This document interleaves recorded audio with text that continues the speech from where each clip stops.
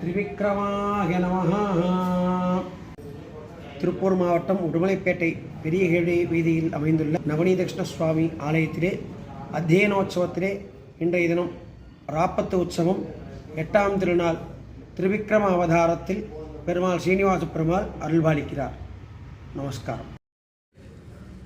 ஓம் திரிவிக்ரமாய நமஹ. திரிவிக்ரமாவதாரத்தினுடைய சிறப்பு. மகாபலி சக்கரவர்த்தியானவர் தானசீலராக இருந்தார். ஒரு சமயத்திலே இவருக்கு மிகுந்த தானசீலராக இருக்கக்கூடிய தான் மிகுந்த தானம் செய்கிறேன் என்கிற ஒரு அகந்தையும், யாகயஜ்யங்கள் பண்ணுவதில் தான் சிறந்தவர் என்ற ஒரு அகந்தை ஏற்பட்டது. இவர் ஒரு காலம் யாகங்கள் செய்ய முற்படும் பொழுது அதிலே தானங்கள் செய்ய வேண்டும். அப்பொழுது எம்பெருமான் வாமன அவதாரம் எடுத்து 3 அடி நிலம் வேண்டும் என யாச்சகமாக கேட்கிறார். மகாபலி சக்கரவர்த்தியும் ஏளனமாக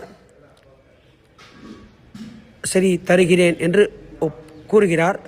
பகவான் தன்னுடைய அடியினாலே 3 அடி நான் நிலம் அளந்து கொள்கிறேன் என கூறுகிறார். அதற்கு இவரும் தருகிறேன் என தானம் கொடுக்கிறார்.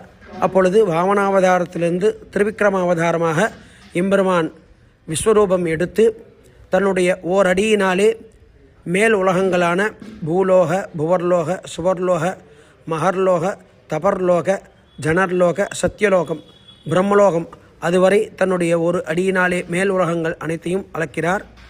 மேல் அடியிலே அங்கே அளக்கும் பொழுது பிரம்மா தன்னுடைய கமண்டலத்திலிருந்து கங்கா தீர்த்தத்தினால் பெருமாளுடைய வலது திருவடியினை திருமஞ்சனம் செய்கிறார்.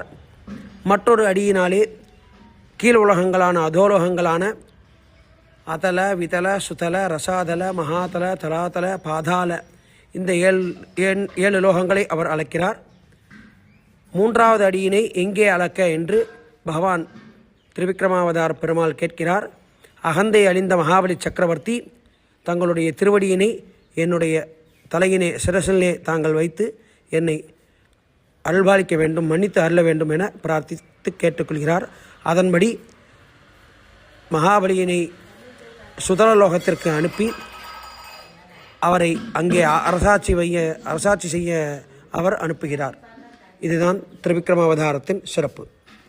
நமஸ்காரம்.